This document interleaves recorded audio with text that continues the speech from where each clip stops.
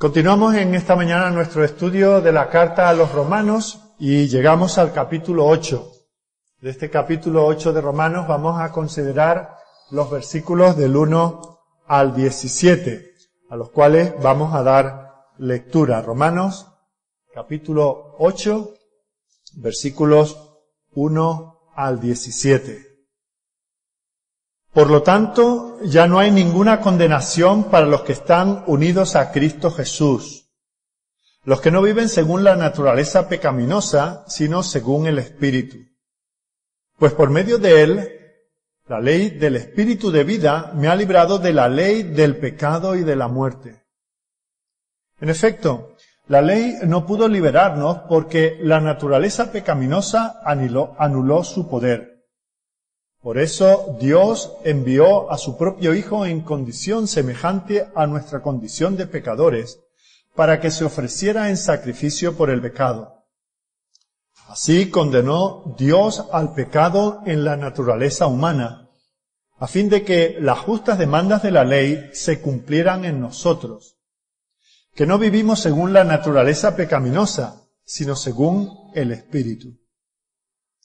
Los que viven conforme a la naturaleza pecaminosa fijan la mente en los deseos de tal naturaleza.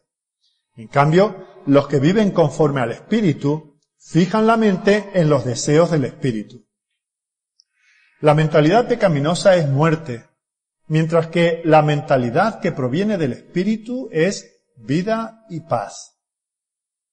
La mentalidad pecaminosa es enemiga de Dios, pues no se somete a la ley de Dios ni es capaz de hacerlo.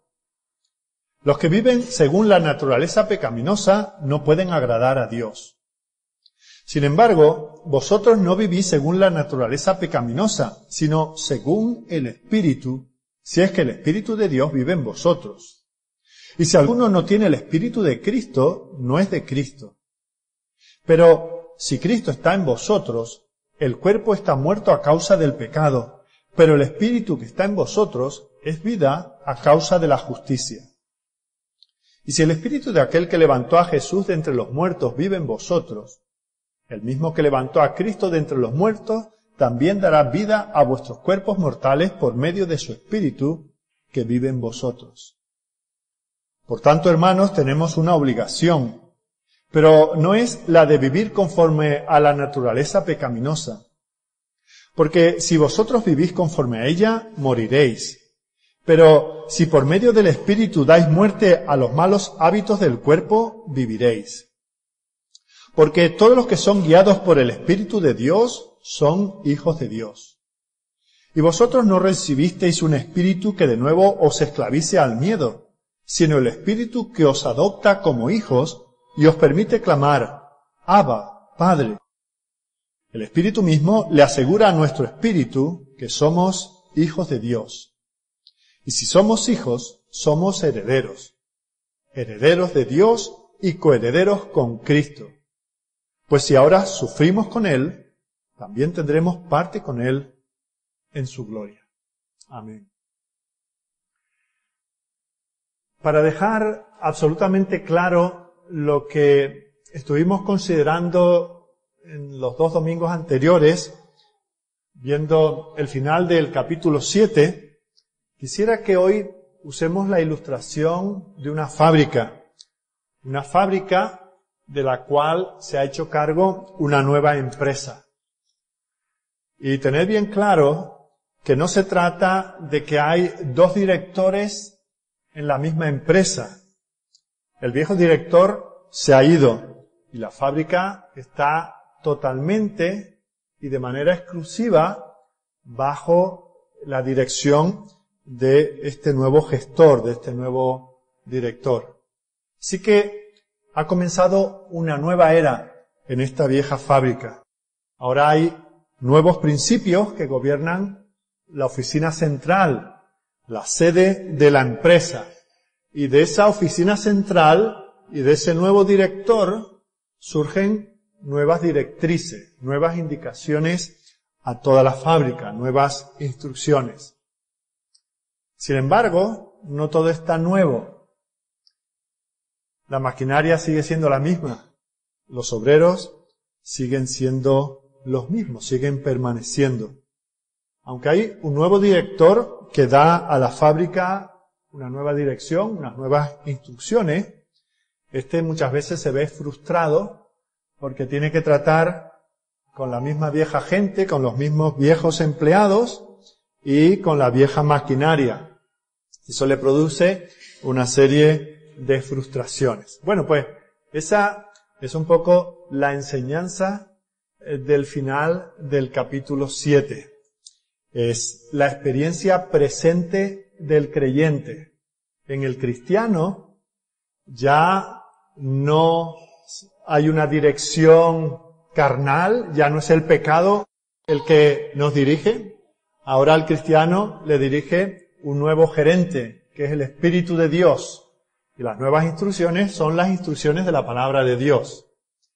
Pero, lamentablemente, el cristiano continúa con sus viejos miembros, con las viejas herramientas, sujeto a las mismas cosas que rodeaban la gerencia anterior. Y por eso es que se produce frustración en el cristiano. Y por eso es que el propio apóstol Pablo dice, encuentro este principio que hay en mí, que cuando yo me paro a leer la palabra de Dios, cuando la escucho, cuando la medito, digo, eso es lo que yo quiero para mi vida, y solamente quiero eso, solamente quiero amar a Dios. Pero en cuanto se pone a ello, empieza a fallar, porque la maquinaria necesita ser engrasada, hace mucho ruido, chirría por aquí, por allá, los empleados tienen los viejos hábitos, y de esa manera así vive el cristiano. Pero ahora llegamos al capítulo 8, y en los versículos 1 al 17 vemos cómo el apóstol continúa con el mismo asunto, y el asunto es la experiencia presente, la experiencia habitual, lo que podríamos llamar la norma en la vida del creyente. Los dos capítulos fluyen el uno en el otro. Esta división de capítulos y versículos es simplemente una comodidad para nosotros. De tal manera que si no tuviésemos esta división de capítulos y versículos, yo esta mañana tendría que anunciar, buscar en la Biblia, en la carta a los romanos, ahí por donde el apóstol dice, ahora pues ninguna condenación hay para los que están en Cristo Jesús. Entonces estaríais buscando más o menos al principio de Romanos, al final. Y es por eso, para evitar eso, que se ha dividido en capítulos y se ha dividido en versículos. Pero ni los profetas ni los apóstoles que escribieron la palabra de Dios pusieron un numerito cada tanto y pasaron a un nuevo capítulo. Es una referencia útil, pero a veces complica las cosas, porque decimos, nuevo capítulo, nuevo asunto, nuevas cosas a tratar. No es así, y en este caso, sobre todo no es así, porque vemos cómo el pensamiento de Pablo, que es la vida presente del cristiano, continúa del capítulo 7 al capítulo 8. Vemos cómo esa continuación viene descrita por esas dos primeras palabras del versículo 8. Ahora pues, continúa hablando de lo mismo, con el mismo estilo y en el mismo tiempo verbal. Está hablando en tiempo presente. Recordemos que en la primera parte del capítulo 7 habla en tiempo pasado. ¿Cómo era la vida del cristiano antes de serlo? Pero ahora está hablando del creyente tal como es ahora. Nuevo director, nuevas instrucciones, vieja maquinaria, viejos problemas. ¿Verdad? Pero la idea es la misma. Es obvio que el apóstol está continuando el mismo asunto. Y es importante que así sea, porque si todo lo que el apóstol tiene que decir de la vida presente del cristiano, si todo eso estuviese solamente en el capítulo 7, pues viviríamos en una constante frustración. La escena sería deprimente. Tendríamos conocimiento sobre esa agonía que hay en el cristiano entre su mente, lo que quiere hacer, y sus miembros, lo que acaba por hacer. Si acabase esta enseñanza en el capítulo 7, estaríamos privados de otras cosas que en el mismo sentido el apóstol pasa a indicarnos ahora en el capítulo 8. Y en los versículos que hemos leído anteriormente, el apóstol básicamente habla de tres cosas. Continúa ese asunto hablando de tres cosas, que serán los tres puntos del mensaje esta mañana. En primer lugar, los versículos 1 al 4, el apóstol vierte un poco más de luz sobre este asunto de la experiencia presente del cristiano. Luego, en los versículos del 5 al 11, el apóstol pasa a hacer un contraste entre el creyente y el no creyente. Y en ese contraste muestra las grandes diferencias, no son pequeños detalles, sino son grandes diferencias que hay entre el creyente y el no creyente. Y en los versículos 12 al 17, en la última parte de esta sección, el apóstol se dedica a describir algunos deberes y algunos privilegios del creyente. Así que, recordemos, primero vamos a ver algo más sobre la experiencia cotidiana del creyente. Vamos luego a ver cómo se contrasta esa realidad del creyente con la vida del incrédulo. Y luego vamos a ver qué implica eso. Por vía de deberes, pues nosotros tenemos que responder a Dios, a ese nuevo manager de la empresa, de una manera, y eso también nos da una serie de privilegios extraordinarios. Así que comenzamos por el principio, como es recomendable, y llegamos a los primeros 4 versículos donde se continúa hablando sobre el creyente y su vida actual. Volvemos a leer estos versículos. Ahora pues, ninguna condenación hay para los que están en Cristo Jesús, los que no andan conforme a la carne, sino conforme al Espíritu. Porque la ley del Espíritu de vida en Cristo Jesús me ha librado de la ley del pecado y de la muerte. Porque lo que era imposible para la ley, por cuanto era débil por la carne, Dios, enviando a su Hijo en semejanza de carne de pecado y a causa del pecado, condenó al pecado en la carne, para que la justicia de la ley se cumpliese en nosotros, que no andamos conforme a la carne, sino conforme al Espíritu. Lo primero que comienza haciendo el apóstol es explicar cuál es la posición presente del cristiano. ¿Dónde está ubicado el cristiano? Bueno, dice que está en Cristo. No hay condenación para los que están en Cristo. Esto hace referencia a lo que dijo anteriormente en la epístola. Todos los hombres estamos en Adán. Y en Adán todos pecamos. Y en Adán todos somos hijos de la ira. Y en Adán estamos todos camino a la destrucción. Pero el creyente es diferente. Para los que están en Cristo, las cosas son de otra manera. Así que se está hablando aquí de nuestra posición. Y al estar en esa posición, al estar en Cristo, el cristiano ya no está bajo condenación, bajo la justa condenación que merece su pecado. Vemos como la palabra que usa aquí el apóstol, que se traduce como condenación, se refiere a una sanción penal. No estamos sujetos a que el juez del universo nos penalice, nos castigue con la muerte. No hay una sentencia adversa para los que están en Cristo. No nos espera la cárcel, no nos espera la prisión, no nos espera la ejecución, porque nuestra posición es que estamos en Cristo. Tenemos que recordar que en los capítulos 1 al 5, el apóstol nos ha dicho que los cristianos están libres de la culpa del pecado. Porque estamos en Cristo, estamos libres de la culpa del pecado. Y ahora, en este primer versículo del capítulo 8, nos está resumiendo lo que ha dicho en los capítulos 6 y 7. Nos está diciendo que no solamente estamos libres de la culpa del pecado, sino también estamos libres del poder del pecado. Judicialmente, dice el 5.1, justificados por la fe, estamos en paz con Dios, pero también estamos libres del poder del pecado. Dice en el capítulo 6 que el pecado no se enseñoreará de nosotros. Aquel viejo tirano ya no tiene poder sobre nosotros, no tiene el derecho de darnos órdenes. Podemos vivir sin pecar, lo cual antes era imposible. O sea que, volviendo a la ilustración de la fábrica, el viejo director ya no gobierna, ya no rige la empresa. Así que, dice, el que está en Cristo, aquel cuya posición es estar en Cristo, ya está libre de condena. Pero de ahí el apóstol pasa a hablar del carácter de la persona. Ya hemos visto cuál es su posición, es en Cristo. Ahora, ¿cómo se ve eso? ¿En qué se manifiesta que uno está en Cristo? Pues en que ya no anda en la carne, conforme a la carne, sino conforme al Espíritu. Fijaos que un director ha reemplazado al otro. Antes nos dirigía la carne y la carne era el modo de vida en el pecado. Pero ahora el que nos dirige es el Espíritu de Dios.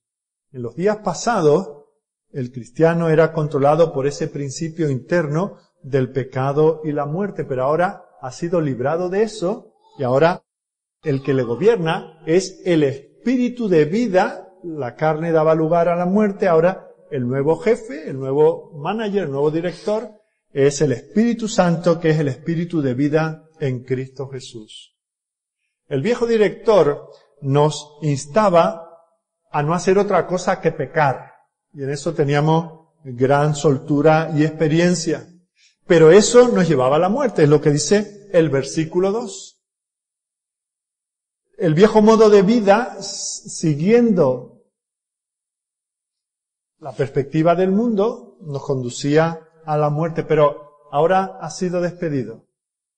Ahora le han dado la boleta, ahora se ha marchado, y el nuevo director nos ha concedido un nuevo régimen de libertad, que además tiene un nuevo salario. El salario es la vida. Las órdenes del antiguo director de la carne nos pagaba la muerte, el nuevo director nos proporciona la vida. Pablo aquí no está hablando sobre el pecado en los miembros. De eso ya ha hablado abundantemente en el capítulo anterior. No está hablando de quién trabaja en la fábrica, sabemos que es la misma gente y con las mismas herramientas, sino que aquí está hablando de quién administra la fábrica, quién es el gestor, quién la dirige. Está hablando de quién se sienta en la oficina principal, quién dirige a los capataces. No está hablando de máquinas, no está hablando de los materiales, no está hablando de los empleados con los que tiene que trabajar. Y por eso utiliza aquí en el versículo 2 el término ley. Cuando en el versículo 2 habla de la ley, no se está refiriendo a los 10 mandamientos, ni a ninguna otra de las leyes que podemos encontrar en la palabra del Señor, sino que se está hablando de un principio que le mueve. Porque la ley del Espíritu, el principio del Espíritu de vida en Cristo Jesús, me ha librado del principio del pecado y de la muerte. Pero ese principio ahora se ha marchado. El nuevo director ha inaugurado un régimen de libertad y nos da como consecuencia esa vida. Hay una nueva motivación. Antes nos motivaba el pecado y ahora nos motiva internamente el Espíritu de Dios. Y luego en el versículo 3, el apóstol no habla de ninguna posibilidad de vivir una vida santa en sus tiempos de inconverso. Fijaos. Contrasta lo que el cristiano es ahora con lo que era anteriormente. Dice que bajo el antiguo director era imposible agradar a Dios. Porque lo que era imposible para la ley, agradar a Dios, por cuanto era débil la ley por causa de la carne, Dios enviando a su Hijo en semejanza de carne de pecado y a causa del pecado, condenó al pecado en la carne. La ley de Dios podía decir lo que quería Dios que hiciéramos, pero no nos capacitaba para hacerlo. Sabíamos lo que Dios quería de nosotros, pero no teníamos ganas de hacerlo, ni nada de fuera de nosotros que nos impulsara a hacerlo. Más bien nos rebelábamos contra ella. Nos resultaba una carga, una camisa de fuerza. Pero dice que Dios ha cambiado todo eso enviándonos a su Hijo. Y lo ha enviado en semejanza de carne pecaminosa. Lo ha enviado como uno de nosotros, solo que sin pecado, en semejanza de pecado, pero no en pecado. ¿Y a qué vino? Pues Jesucristo vino específicamente a tratar con el pecado, a anular las consecuencias, la culpa del pecado, pero también anular el poder del pecado. De tal manera que ahora cuando oímos la ley de Dios, si estamos en Cristo podemos obedecerlo. Antes era imposible. porque no teníamos ese poder, pero Jesucristo ha venido precisamente para acabar con el pecado y para darnos a nosotros el poder para vivir según la voluntad del Señor. Así que en la carne del Hijo de Dios se ejecutó la sentencia sobre el pecado. Él pagó las consecuencias de que nosotros no cumplamos la ley de Dios. Y a cambio nos ha dado su justicia perfecta. Y nos ha dado su Espíritu que nos da el poder, la habilidad, nos dinamiza para que nosotros por fin podamos hacer aquello que el Señor demanda de nosotros. Por eso, aquellos que están unidos a Cristo tienen la victoria. El poder del pecado ha sido roto. Por eso dice el pecado en el capítulo 6, el pecado no se enseñoreará de vosotros. Ahora hay otro que nos gobierna, hay otro director. El poder del viejo director está destruido, y esto de una manera real y definitiva. No es un asunto de teoría, esto es una realidad. El pecado ya no tiene gobierno sobre nosotros. Ahora, nos preguntamos, ¿por qué destruyó Dios el poder del viejo director en tu vida? ¿Para qué lo hizo? ¿Para que las cosas continúen siendo igual? ¿Cambias el director para que sigan las mismas órdenes? No. Fue para que las cosas sean diferentes para siempre.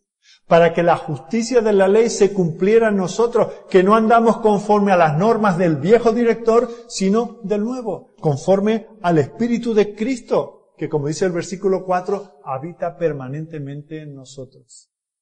Él nos capacita para poder obedecer al Señor. Ahora hay una cosa que tengo que decir para que nadie se confunda.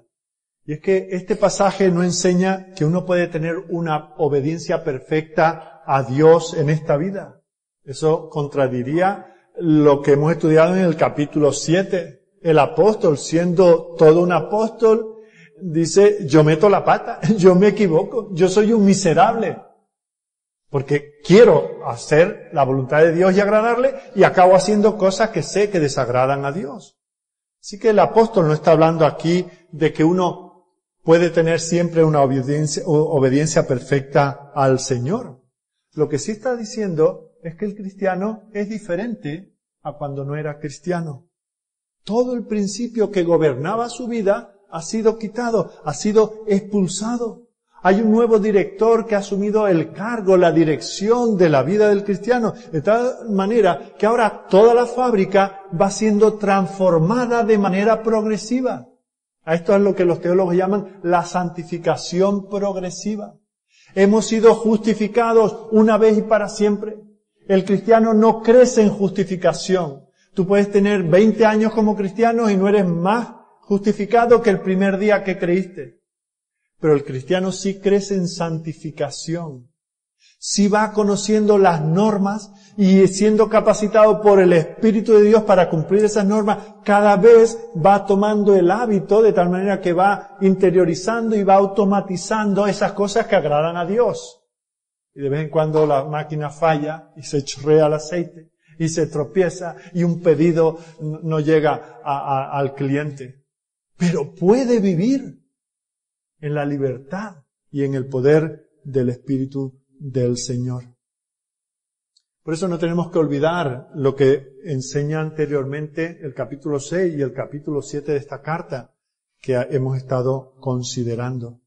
Tú eres libre del pecado reinante, pero no eres libre del pecado remanente. Sigue siendo una realidad, una desgraciada realidad, pero realidad al fin y al cabo en la vida del creyente. El pecado ya no reina, pero sí habita todavía en el corazón del cristiano.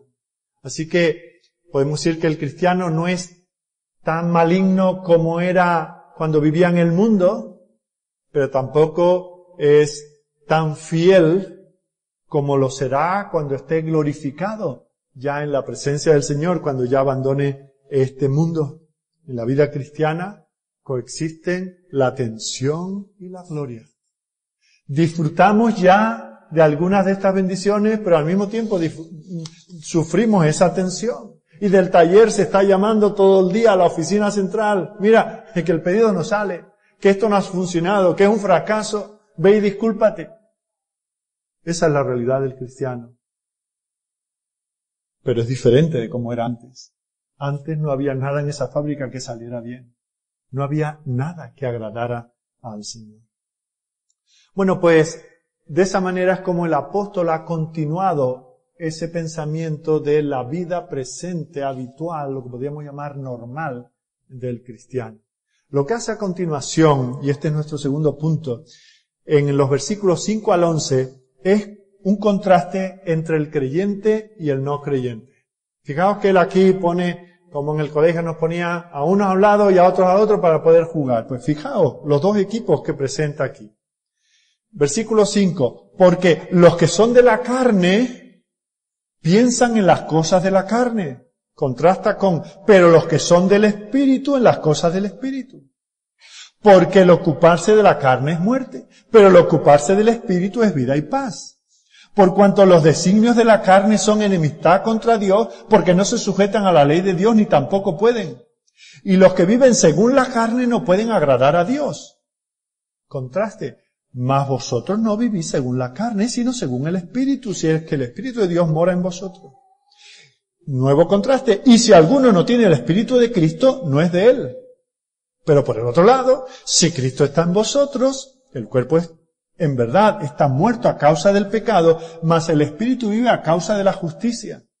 Si aquel que levantó de los muertos a Jesús mora en vosotros, el que levantó de los muertos a Cristo Jesús vivificará también vuestros cuerpos mortales por su Espíritu que mora en vosotros. Creo que una simple lectura ya nos hace ver que lo que viene a continuación es una serie de contrastes entre el hombre natural, el hombre sin Dios, el hombre que vive en el pecado y el cristiano. Hay un contraste entre el creyente y el incrédulo. Ahora, y de nuevo aquí, que tomen nota aquellos que dicen erróneamente que aquí se está hablando de dos tipos de cristianos. Los cristianos que llaman carnales y los cristianos que llaman espirituales. Bueno, un mínimo análisis de este pasaje demuestra que eso es una imposibilidad. Aquí está hablando de algo tan separado, tan diferente, tan contrastado como ser cristianos o no serlo. No está hablando aquí de cristianos de un nivel y cristianos de otro nivel. No. Está contrastando a un verdadero cristiano de alguien que simplemente está condenado. Continuemos para entender esto mejor con esa ilustración de la fábrica que hemos estado utilizando. Y de hecho, casi que podemos decir que aquí, si queremos usar esa ilustración, ya no estamos hablando solamente de una fábrica, estamos hablando de dos fábricas. Están en la misma calle. Por fuera, como cualquier polígono industrial, pues parece que son lo mismo, ¿verdad? No hay diferencia visible, como no hay diferencia visible entre creyentes e incrédulos. Aquí en esta mañana hay personas creyentes en Cristo Jesús y otras que no lo son. Y no vemos la diferencia. Por la cara no se nota, ni por el peinado, ni por el vestido. Así que, aparentemente, son la misma empresa, la misma fábrica. Viven en el mismo mundo, compran en el mismo supermercado, van al mismo colegio y hacen trabajos semejantes. Así que para encontrar la diferencia entre esas dos fábricas, o sea, para encontrar la diferencia entre el creyente y quien no lo es, tenemos que ir a la oficina principal de cada una. Ver quién está sentado en el sillón del director en cada una. En una de ellas, el jefe es Adán, el egocentrismo. En la otra, el director es el Espíritu de Dios. Ahí es donde tenemos que ir para saber quién es creyente y quién no lo es. Porque aparentemente todos somos iguales. Cada director en cada una de estas dos fábricas da sus órdenes y los empleados se reúnen, consideran las órdenes que vienen de arriba y ¿qué es lo que hacen? Bueno, pues en la fábrica de Adán todos los trabajadores están muy de acuerdo con lo que les dice su jefe. Hacen siempre solo lo que dice su jefe. Eso sí es puntualidad, eso sí es eficacia, ¿verdad? Todo lo que dice el hombre natural, todo lo que dice la carne, todo lo que dice el espíritu de este mundo, todo lo que dice el pecado, eso es lo que hacen los hombres que están en Adán. Sin embargo, en la otra fábrica, si hacemos el contraste, algunos están esperando a decir, bueno, los que están en Cristo hacen todo lo que dice Cristo. Lamentablemente no.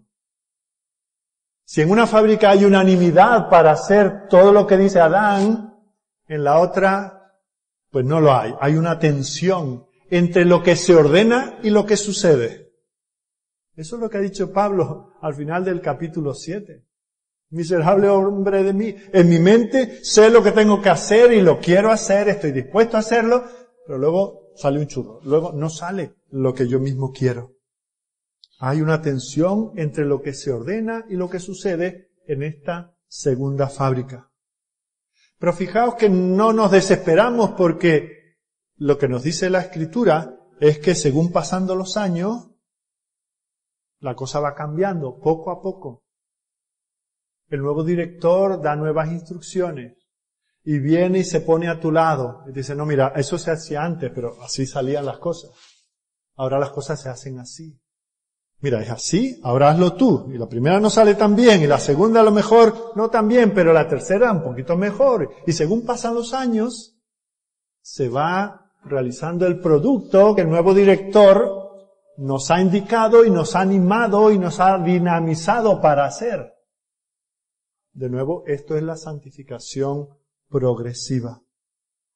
Así que, superficialmente, las dos fábricas son iguales, pero de hecho son absolutamente diferentes la una de la otra.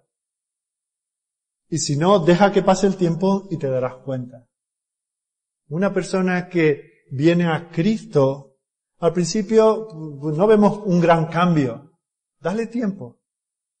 Si realmente es cristiano, si realmente el Espíritu de Dios está obrando en esa persona, vuelve dentro de unos años.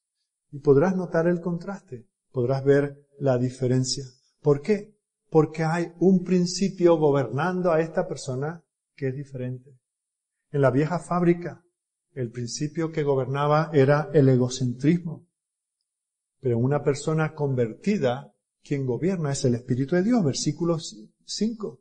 Porque los que son de la carne piensan en las cosas de la carne, reciben de su corazón, de la abundancia de su corazón, piensan, ¿y cómo puedo hacer esto y esto otro? Que no es más que pecado. Y lo hacen.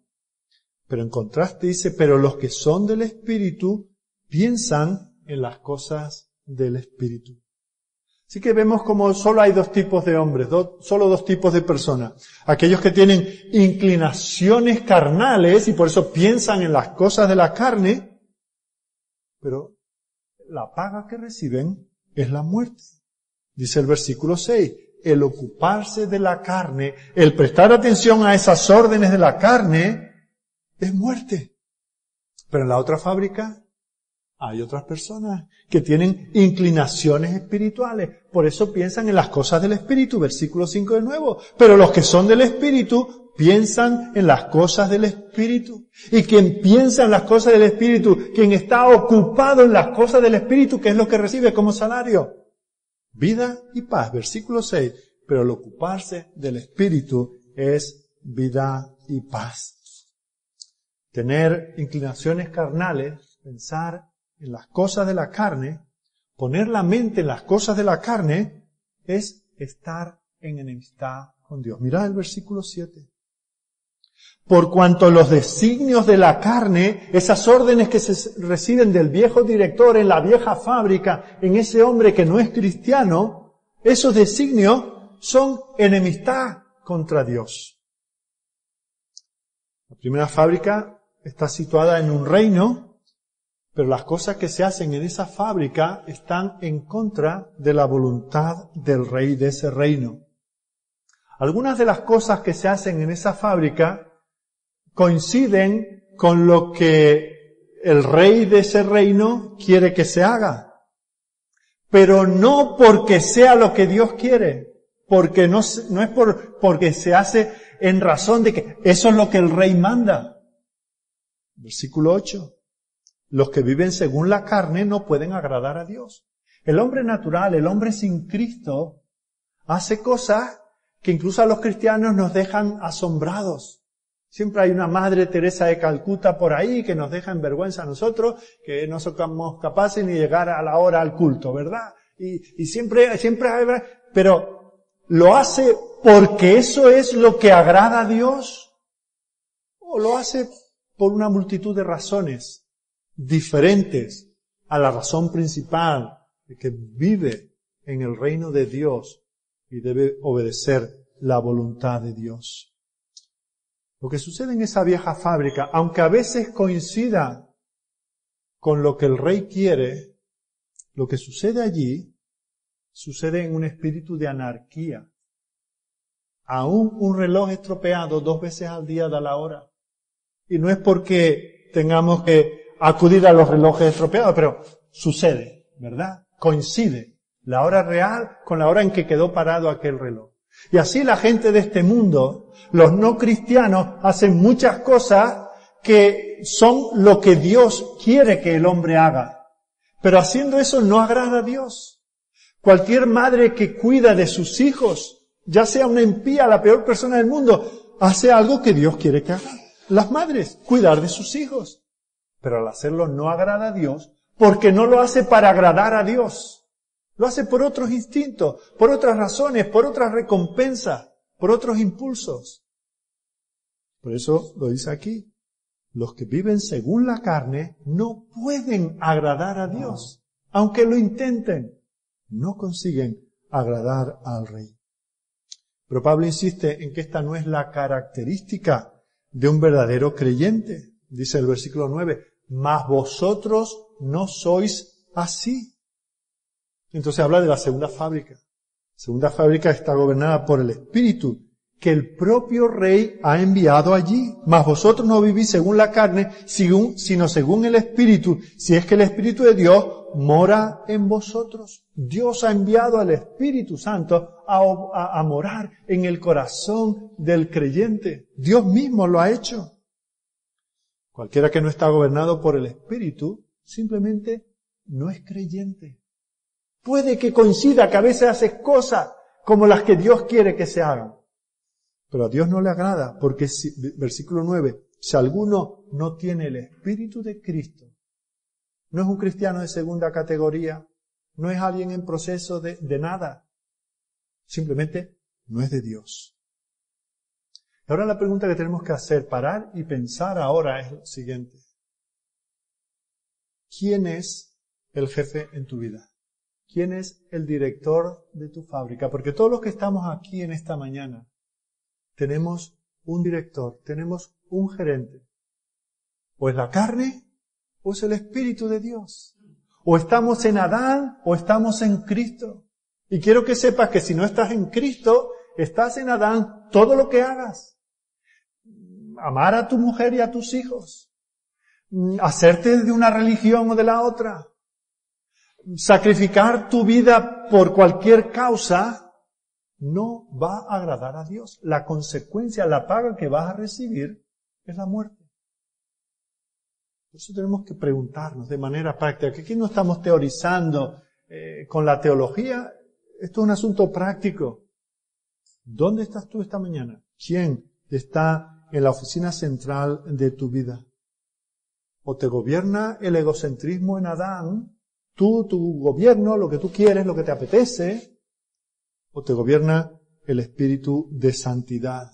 Y si el principio de santidad no está en tu corazón, simplemente no eres cristiano. Háztelo ver, porque no eres cristiano. Todo creyente tiene el mismo amo, y su mente está establecida sobre el mismo fin, el mismo propósito, el mismo deseo, que es la santidad al Señor.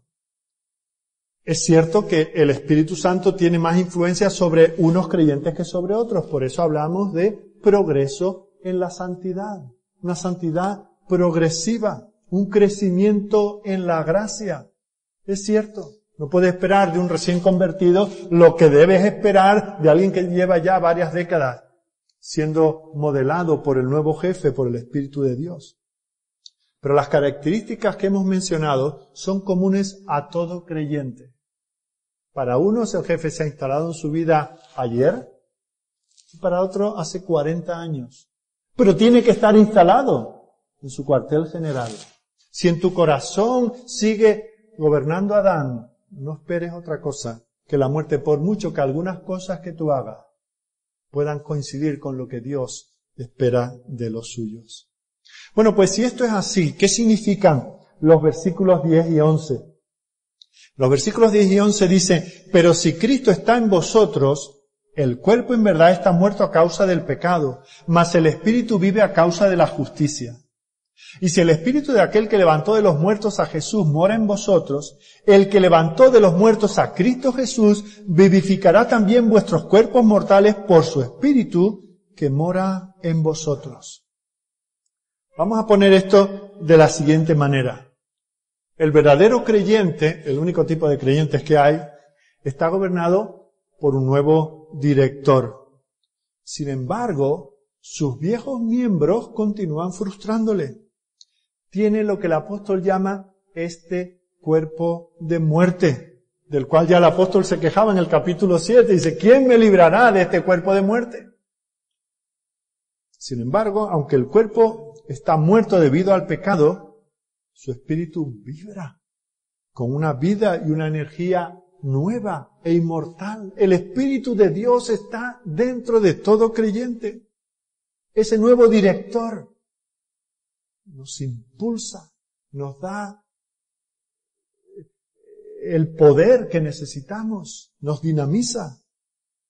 Claro, tanto el creyente como el incrédulo cometen pecados. Igual que hemos dicho que el hombre sin Dios a veces hace cosas como las que agradan a Dios, aunque no le agradan, también es una realidad que admite el propio Pablo, que el creyente, teniendo el Espíritu de Dios, todavía hace cosas que no agradan a Dios. ¿Por qué lo hace? Por este cuerpo de muerte. Por eso tiene esta lucha. Pero aún en eso, el creyente es diferente del incrédulo. Recordad que estamos viendo ese contraste que hace Pablo entre el creyente y su modo de vida y el incrédulo y su modo de vida. Su cuerpo es muerte debido al pecado, pero el espíritu es vida debido a la justicia. Y la buena noticia y la promesa y la esperanza y el gozo que trae este pasaje a nosotros es que no siempre va a continuar esta lucha. Esta lucha no será para siempre. Esa frustración entre lo que sabemos que queremos hacer, lo que nos proponemos hacer para la gloria de Dios, y lo que sale, que no siempre es lo que queremos, esa lucha no será para siempre. Esa agonía, esa frustración no será para siempre. ¿Cómo lo sabemos? Porque nos dice que el mismo Espíritu que resucitó a Cristo de la muerte es el que actúa en nosotros. Jesucristo, que había tomado el pecado de los suyos y muerto en la cruz, recibió vida por el Espíritu Santo. Y dice, ese es el mismo, el que dio vida a Cristo es el que obra en vosotros. Cristiano, no tienes que luchar en tu fuerza. No tienes que luchar en la carne, porque manifiestas son las obras de la carne. Aún nuestras mejores intenciones sin el Espíritu de Dios, pues no sirve para nada. Pero la esperanza que tenemos es que no tenemos el poder el ánimo que da el grupo, ¿verdad? Con todo lo bueno que es ser miembros de la iglesia y fortalecernos los unos a los otros, eso no es nada comparado con lo que realmente nos dinamiza. Es el mismo Espíritu que levantó a Cristo de entre los muertos, el que está con nosotros. Por eso esa agonía y esa frustración habrán acabado para siempre. Podemos ponerlo de esta manera. El nuevo director va a desmantelar la fábrica entera. Esa fábrica que ha llevado la imagen del terrenal, un día llevará la imagen del celestial. No sé si habéis visto alguna vez esos documentales sobre las maras ahí en Centroamérica, esos grupos de muchachos y hombres también, ¿no? Que sin saber por qué, pues viven matándose unos a otros. Y están en la cárcel, ¿verdad? Porque tarde o temprano los pillan, pero además por decenas y por centenares. Y los vemos cómo llevan las marcas de su existencia en sus cuerpos. Van tatuados de arriba abajo, llenos de agujeros por todos sitios. Algunos son agujeros de bala o de puñaladas. Y tienen incapacidades, huesos rotos, narices destrozadas. Tienen una serie de marcas de cómo vivían. Imaginaos que una de esas personas escucha este mensaje y se arrepiente delante del Señor y es justificado y es santificado. Cuando esa persona mira hacia adelante y dice, ahora tengo que pasar toda mi vida con ese estúpido tatuaje que me hice en la frente y por toda la cara, y con la nariz para un lado, y con esta cojera, y con el pulmón destrozado y con no sé qué. No. Tiene esperanza de que un día será transformado. Ahora, nosotros no tenemos, gracias a Dios, creo que ninguno es de una mara y no tenemos esas marcas. Pero tenemos otras marcas, otras evidencias de que estuvimos trabajando en la vieja fábrica y que tuvimos un jefe que nos llevó a hacernos daño. Pero la esperanza es que ese mismo Espíritu que resucitó a Cristo nos resucitará también a nosotros en una absoluta novedad de vida. Antes llevábamos la imagen del terrenal, pero entonces llevaremos la imagen del celestial. Un día los viejos edificios, la vieja maquinaria habrá desaparecido y viviremos en un edificio no hecho de manos. No habrá mayor contraste entre el incrédulo y el creyente que en el día de la resurrección. Allí seremos completamente renovados. Ahí donde se notará realmente la gran diferencia que hizo la gracia de Dios en nuestras vidas. Bueno, pues esta es la esperanza que el Señor te ofrece esta mañana. Terminamos con nuestro tercer punto. Hemos visto un poco abundando la realidad presente del cristiano. La hemos visto como el apóstol la contrasta con el no creyente. Y en último lugar, los versículos 12 al 17, vamos a ver qué deberes y qué privilegios emanan de esta nueva gerencia, de este nuevo estilo de vida. Versículo 12 dice, así que hermanos, puesto que todo esto es así, deudores somos, no a la carne, para que vivamos conforme a la carne. Porque si vivís conforme a la carne, moriréis. Mas si por el Espíritu hacéis morir las obras de la carne, viviréis. Porque todos los que son guiados por el Espíritu de Dios, estos son hijos de Dios. Pues no habéis recibido el espíritu de esclavitud para estar otra vez en temor, sino que habéis recibido el espíritu de adopción, por el cual clamamos, Abba, Padre. El Espíritu mismo da testimonio a nuestro espíritu de que somos hijos de Dios. Y si hijos, también herederos, herederos de Dios y coherederos con Cristo, si es que padecemos juntamente con Él, para que juntamente con Él seamos glorificados. Si hay algo que queda claro por todo lo que hemos estudiado hasta aquí, es que un verdadero creyente no puede vivir como un inconverso. Hay una responsabilidad, porque Dios hace todo esto en nosotros, porque Dios entra a ser nuestro nuevo director y que nos da el Espíritu para que vivamos vidas que le agraden. Nosotros ahora tenemos una responsabilidad y a eso es a lo que nos llama esta última parte del pasaje. Nos está diciendo que no le debemos ninguna obediencia al antiguo director. Si le obedece el cristiano o la persona, está demostrando que no tiene esa nueva dirección, que continúa bajo el régimen viejo de la muerte. Fijaos lo que dice el versículo 12 de nuevo. Así que, hermanos, deudores somos, ¿a quién? No a la carne. Eso es el pasado. Para que sigamos viviendo conforme a la carne. Porque si vivís conforme a la carne, moriréis. Así que el camino a la vida es el siguiente. Tenemos que mortificar, que dar muerte. Dice el versículo 13, hacer morir todo aquello que desafía la gerencia del nuevo director. Todo aquello que tú sabes que desagrada a Dios, tu deber es hacerlo morir, es decapitarlo, es acabar con ello. Todo lo que se resiste al control y a la dirección del nuevo director debe ser puesto a muerte. No se puede tontear con el pecado. Cualquier cosa que estimule a este viejo cuerpo, a esta vieja máquina, a desobedecer a Dios, a deshonrar a Dios, lo tengo que eliminar. Lo tengo que extirpar. Claro, es una cirugía dolorosa. El apóstol lo sabe, pero no obstante es necesaria. No debemos nada al viejo hombre. No tenemos ninguna atadura con él. No tiene ningún señorío sobre nosotros, por lo cual no tenemos que servirle en absoluto. Y de nuevo, nos ha dicho el apóstol que contamos con el poder del Espíritu para hacer eso. El Señor no nos da este mandato y dice, y allá vosotros, a ver cómo lo hacéis. No. Dice que el Espíritu de Dios está en nosotros. Él lo hace posible. Así que el apóstol está subrayando el hecho de que ningún creyente puede estar en paz con el pecado. Tiene que estar en lucha constante. O el pecado o tú. No hay otra posición. O acabas con él o él acaba contigo.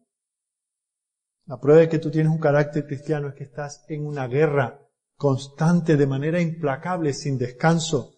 Que estás mortificando las obras del cuerpo. Fijaos lo que dice en el versículo 14. Cualquiera que obedezca estas directrices es un hijo de Dios. Si tú alguna vez dudas, ¿seré yo un hijo de Dios? Mira lo que dice este versículo. Porque todos los que son guiados por el Espíritu de Dios, estos son hijos de Dios. ¿Quién está en la oficina central de tu vida? ¿Quién está en tu corazón? ¿Quién te rige? Los que son guiados por el Espíritu de Dios, estos tienen la certidumbre de que son hijos de Dios. Y la marca característica de ser un hijo de Dios es que está entregado al exterminio de todo aquello que desagrada a Dios. Todo aquello que le obstaculiza para ser una persona santa. Y aquí es donde se nos acaba la ilustración. Porque lo que nos dice a continuación es que el cristiano no es realmente una fábrica. El cristiano es un hijo de Dios. El que vive de esta manera demuestra que tiene el carácter de un hijo. Aquel que tiene esa determinación consecuente de vivir conforme a los dictados de Dios, no es un empleado de Dios, no es un siervo de Dios, sino que se le llama hijo de Dios. El cristiano, por tanto, está adquiriendo poco a poco el carácter de su padre. La relación que el creyente disfruta con Dios no es de un siervo con su amo, es la de un hijo con su padre. No es una relación de temor, no, es una relación de intimidad familiar. El creyente, de manera natural y espontánea, habla con Dios como padre, como papaíto. Y esto, ¿por qué le sale de dentro? Porque el Espíritu de Dios le hace tener esa confianza. Ese Dios al que uno ve y teme por su grandeza, por su majestad, por su justicia, por su santidad, que no tolera el pecado, no lo toleró en su Hijo cuando cargaba el pecado de otros. ¿Cómo lo va a tolerar en nosotros? Pues a ese Dios podemos dirigirnos como Padre, como Papito. Porque en su Espíritu Él obra para que nosotros sintamos la adopción. Que no somos simplemente, ¿os acordáis del hijo pródigo? Ay, papá, yo ya perdí el derecho de ser tu hijo. Hazme como un jornalero. ¿Qué dice jornalero ni jornalero? Tú eres mi hijo, lo has sido siempre. Y ahora lo que vamos a hacer es una fiesta. La casa de Dios es una fiesta, porque está lleno de hijos de Dios que vuelven una y otra vez al seno del Padre. No lo llaman jefe, lo llaman Padre. Obedecen al Padre, mortifican el pecado y las viejas directrices. Y por eso tienen derecho a ser llamados hijos de Dios. Y si esto os parece mucho, fijaos que aquí no acaba la cosa. Dice que quienes viven de esa manera no solamente son hijos, sino que son herederos de Dios. Todo lo que le pertenece al Padre se lo ha dado al Hijo y nos ha hecho a nosotros en Cristo coherederos. Todo lo que es de Dios pasa a ser nuestro si estamos en Cristo. Si estamos en Adán, de Dios solamente vamos a recibir su ira, su justicia implacable. Pero si estamos en Cristo, somos herederos con Él. Ahora, ser herederos con Cristo no significa que vamos a estar libres de sufrimiento. Si lo aborrecieron a Él, ¿cómo no nos van a aborrecer a nosotros? Pero Cristo ahora está en la gloria. Y esa es la esperanza del cristiano, que un día los coherederos estarán con Cristo en la gloria. El cielo descenderá a nosotros. Dios hará su tabernáculo entre nosotros. Veremos su gloria, disfrutaremos de su gloria, compartiremos su gloria. Esa es la esperanza de resurrección que tienen los cristianos. A eso es a lo que se refiere el versículo 11. Si el espíritu de aquel que levantó de los muertos a Jesús mora en vosotros, el que levantó de los muertos a Cristo Jesús vivificará también vuestros cuerpos mortales. Estas viejas máquinas que fallan más que aciertan, el Señor las vivificará por su espíritu que mora en vosotros. Si es que mora en vosotros. ¿Mora en ti el espíritu de Cristo? Si no, ya sabes. El camino pasa por el arrepentimiento, por la confesión de tus pecados, por la fe en la obra de Cristo y solo en la obra de Cristo. Y si vives esta experiencia, mira lo que te espera. La gloria. Ni más ni menos que la gloria. Bendito Señor nuestro Dios, queremos darte gracias por este pasaje tan maravilloso que tú has querido que tus siervos nos dejen escrito para nuestro consuelo, para nuestra edificación, para el cumplimiento de nuestras responsabilidades. Gracias te damos, Señor, porque ya no somos hijos de Adán, ya el pecado no es nuestro padre, ya la muerte no es nuestra paga, sino que ahora somos por tu Espíritu, hijos del Altísimo. Somos coherederos con Cristo. Él ha querido compartir todo lo suyo con nosotros. Gracias, Señor, porque para ser partícipes de esto no tenemos que presentar ningún mérito que no lo hay. Porque no hay nada que nosotros podamos hacer que te sea agradable, que te sea acepto. Pero tú, Señor, aceptas a nuestro sustituto, a tu Hijo Jesucristo en nuestro lugar. Gracias por su obra. Gracias por su salvación. Gracias por esta esperanza. Oh, Señor, obra en el corazón de todos los que estamos aquí en esta mañana. De mí el primero, Señor, soy el más necesitado de tu misericordia y de tu gracia. Bendice a los niños, bendice a los mayores, aquellos que puedan estar más cerca de la participación plena de estas cosas, porque pronto irán a tu presencia. Ten compasión, Señor, de aquellos que están creyendo que son tuyos, pero viven sujetos al pecado. Señor, que no pase de este mismo día sin que ellos confiesen sus pecados delante de ti, reciban a Cristo en sus vidas y dejen que Él reine para siempre, para que también puedan resucitar a esa esperanza viva. Oh Señor, tú sabes lo que cada uno de nosotros necesitamos. Tu palabra es poderosa, haz que actúe en las vidas de cada uno. Te lo pedimos para tu mayor gloria, a través de Jesucristo, nuestro mediador. Amén.